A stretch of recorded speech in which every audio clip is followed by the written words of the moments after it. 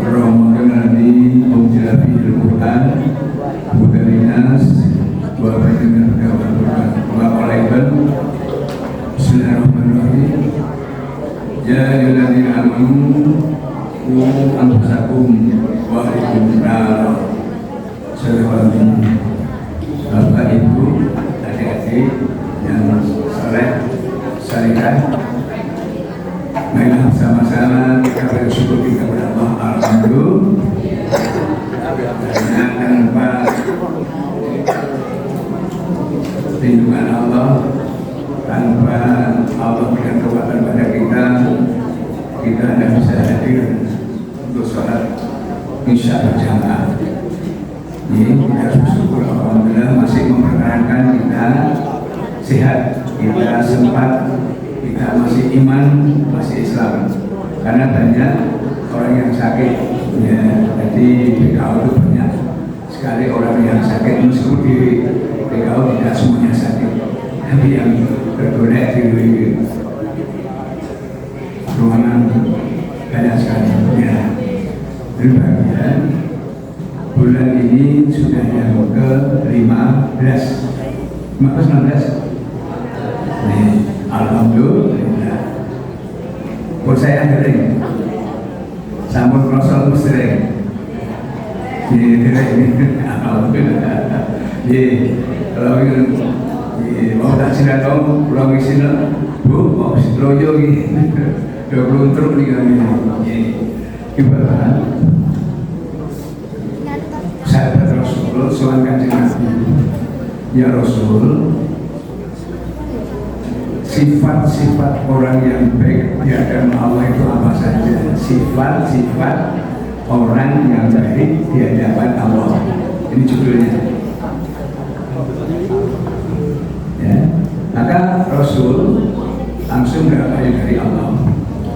Satu, orang yang baik di hadapan Allah.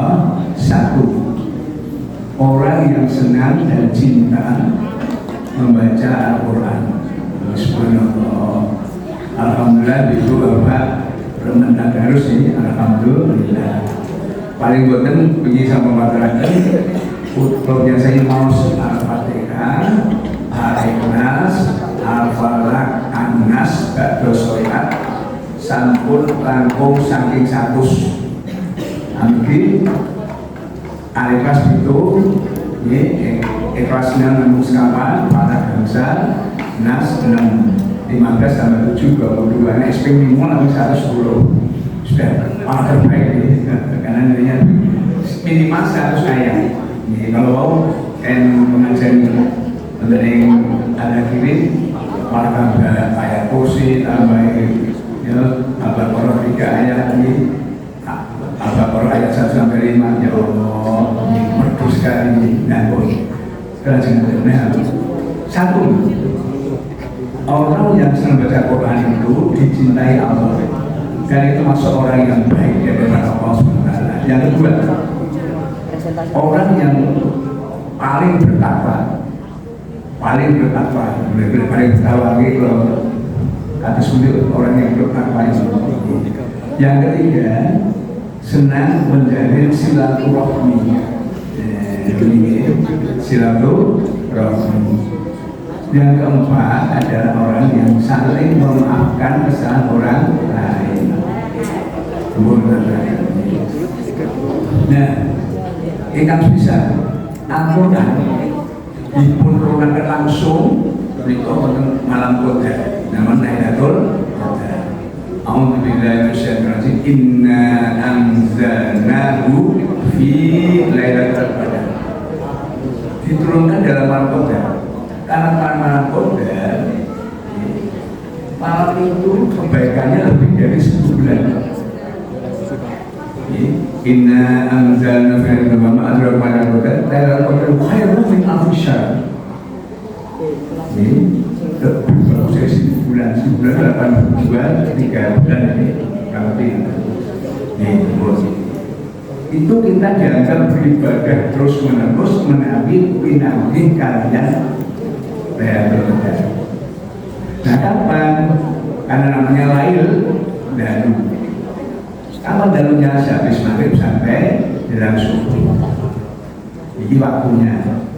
Yang paling bagus kan ya semuanya bagus, tapi biasanya di 2/3 malam. Sekarang selama bulan Ramadan diciumkan oleh Rasulullah 10 hari yang terakhir. Ada lebih hadis mengatakan hanya bilangan 9 kali yang ganjil 21, 23, 25, 27, 29. Dipermudah nih. Siapa yang akan dapatkan tugas orang yang sungguh-sungguh itikaf dari rumah sampai niat ya Allah, bila kesempatan kamu untuk beritikaf di masjid untuk mencari dari doa agar berjumpa dengan Lailatul Qadar. Iya, inna ma'albiyah ya. Tidak rumit kalau olahraga jadi kan ini temukan jadwal mati kamu gede ya mampu yang berangkat di sini aku nih seneng ya mereka bikin jam terus balik perjalanan pun ikut kamu aja maka setengah 11 mungkin baru jam 3 ini kamu jam seneng baca-baca itu tidak, ya itu kan karena gurunya ngaji itu ada orang itu memberikan motivasi luar biasa mau kita jangan kena Al-Quran itu turunkan lengkap dan satu-satunya surat yang turun 2 kali hanyalah Al-Fatihah. Maka kata Abu Kitab untuk membuka sholat dengan baca Al-Fatihah, membuat Al-Quran Al-Fatihah. Sholat dan Al-Fatihah kurang abdul, bahkan mengatakan kurang sah karena rukun polinya itu termasuk Al-Fatihah. Rukun poli ini rukun yang diucapkan takbir Al-Fatihah. Jadi saasipun salawat kelebet rukun poli namun kita jelaskan. Nah, karena Al-Quran itu diturunkan di malam Qadar, pas katanya malam disebut ada 17 Ramadan, tapi yang turun pertama surat Al-Qamar atau benar-benar tidak tanggal 11 Ramadan dan Ramadan. Kalau sama-sama semuanya yang kira-kira ini. Nah, karena Al-Quran itu adalah hujan diturunkan pada Ramadan, ada semua sadar satu-satunya mukjizat yang masih utuh tidak berubah itu hanya Al-Quran. Mukjizat yang sanes pun begitu Rasul itu meninggal hilang, Rasul meninggal ikut meninggal. Dia tongkatnya yang bisa belakang sama para mati, kapalnya semuanya para Rasul yang dapat. Mukjizat itu hilang ketika Rasul itu meninggal. Ya, tapi Rasulullah masih mukjizat yang paling abad itu Al-Quran. Sudah bersatu abad sebelum yang lalu. Ternyata satu ayat pun tidak bergeser bagaimana pada sini. Injil tahun 2000 dengan 2005 dengan 2010 2015 dan sebagainya. Apalagi dari Amerika, di Indonesia, di Eropa, Benen itu kitab suci yang dianggap suci oleh mereka, tapi berbeda-beda. Tapi Al-Quran di mana saja Al-Quran itu pun saya di Arab. Ya, mana bahkan di Tiongkok di ketemuan Al-Quran yang punya 500 tahun santangan 500 tahun masih butuh dan dicocokkan dengan sekarang sama luar biasa yang mesti luar biasa itu kosong itu tanda-tandanya ada tafsirnya, ada doanya, ada tanda maknya tetap sama. Subhanallah, Masya Allah.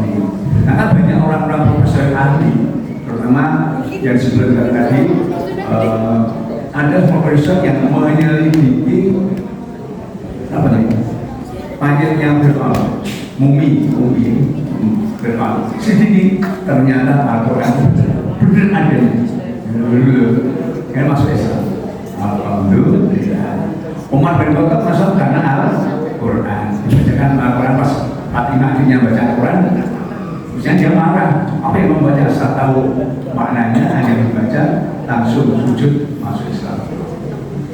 Mereka itu wajar kalau kita oleh Rasulullah dikatakan yang paling baik daripada Allah adalah baca Al-Quran. Senang. Yang kedua, takwa. Takwa itu bisa hati-hati, bisa taat, bisa patuh, pas pada macam-macam nih. Hidupnya kita berhati-hati. supaya tidak melanggar syar'i. Kita betul takut. Jangan-jangan nanti masuk neraka. Ini contoh. Ada seorang pemuda yang menangis di pojok rumah Sayyidina Rakom. Dan Umar bin Khattab masuk. Ya Rasul, ada pemuda menangis. Katanya mau jumpa Rasul tapi takut. Ya sudah sekarang masuk.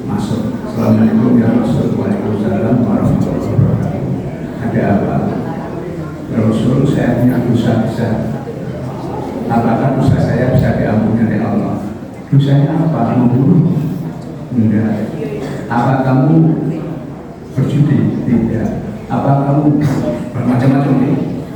Ya, semua dosa-dosa saya sebutkan. Tidak. Dosa yang lebih besar dari itu. Apa?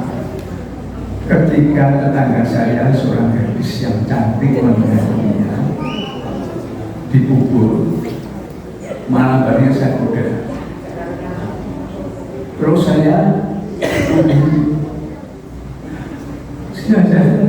bisa bicara. Apakah kamu tidak takut nanti ada apa-apa? Seperti Rasul, saya terus nangis, terus nanti berapa apa dari Allah. Kalau orang fasik tidak pantas duduk di sini. Terus saya tanya terus nangis sampai ke mulut pasir itu, nangis dia baru sujud sampai situ. 1 minggu tidak makan, tidak minum, hanya sujud. Mohon ya Allah, aku hamba-Mu,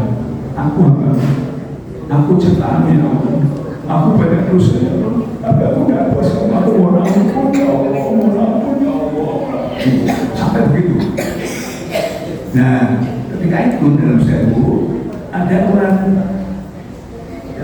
kemudian seperti itu, dia sudah pas dia masuk, malaikat datang menjumpai Rasulullah. Ya Rasul, siapa yang menciptakan manusia? Ya Allah. Siapa yang memberi kehidupan Allah? Ya Allah. Terus siapa yang memberi kekuatan pada manusia? Ya Allah. Sekarang tanya ini dari Allah. Siapa yang bisa menerima tobat ampunan pada manusia? Ya Allah. Pemuda yang penjenengan usir saat ada di padang pasir menangis mohon ampun pada Allah dengan keubatan nasuha, maka Allah mengampuni dosanya. Allah mengampuni dosanya. Suruh kesini. Rasulullah mengumpul. Ya sahabat, kalau dijemput anak muda itu jemput.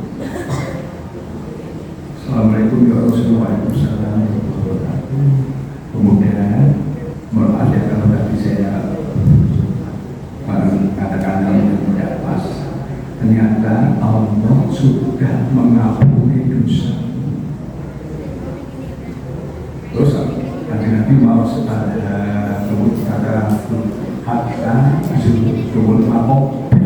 Oh sudah meninggal sudah amal Nabi katakan itu ahli surga, masuk surga karena Allah. Oleh karena itu, jamaah semuanya mohon maaf kalau saya salah, karena saya mengusir anak itu masih, tapi saya sadar itulah kesalahan saya, itu dosa saya. Tapi kalau saya bertanya pada kamu saya, sehingga sampai pernah salah ya, maka tapi di Islam masuk boleh sujud bersyukur, boleh bikin posisi berkali-kali itu karena pernah banyak dosa. Nabi itu pernah dosa, pernah salah. Mereka ini Bapak Ibu yang monggo. Jadi kita harus takut untuk apa? Jangan tadi takut betul masuk neraka. Neraka itu ada. Karena saking takutnya menangis pada masuk sampai masuk ke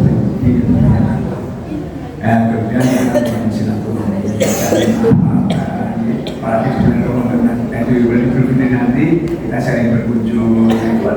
Yang dikunjungi itu senang sih toples dan juga minuman tinggal milik. Itu biasanya begitu, ya. Hingga tahun itu tidak bisa cukup masalah ini. Ya, yang keempat tadi adalah yang keempat ini amar ma'ruf nahi munkar. Amar ma'ruf nahi munkar. Maka kita berkewajiban sebagai masing-masing, termasuk adik-adik, termasuk ibu-ibu, mbak-mbak, itu dapat kewajiban untuk tablik, jadi mubalik. Ini satu, mengajak istrinya kalau belum sholat, mengajak suaminya kalau belum sholat, anak-anaknya yang belum sholat, tetangganya belum sholat, saudara-saudaranya selesai amal ma'ruf. Saya kira itu kewajiban kita. Kalau bisa misalkan orang seperti ini, jadi sudah ada waktunya, bisa kita juga lagi. Demikian lagi, maka kita saling masuk kepada hasil. A'udzu billahi minasy syaithanir rajim. Bismillahirrahmanirrahim. Wal 'ashri innal insana lafi khusr illa alladziina aamanu wa 'amilus shalihati wa tawassaw bil haqqi wa tawassaw bis sabr. Allahumma arinal haqqa haqqan warzuqna ittiba'a wa arinal batila batila warzuqna ijtinaba. Amin. Ya Pak, mohon maaf. Assalamualaikum warahmatullahi wabarakatuh.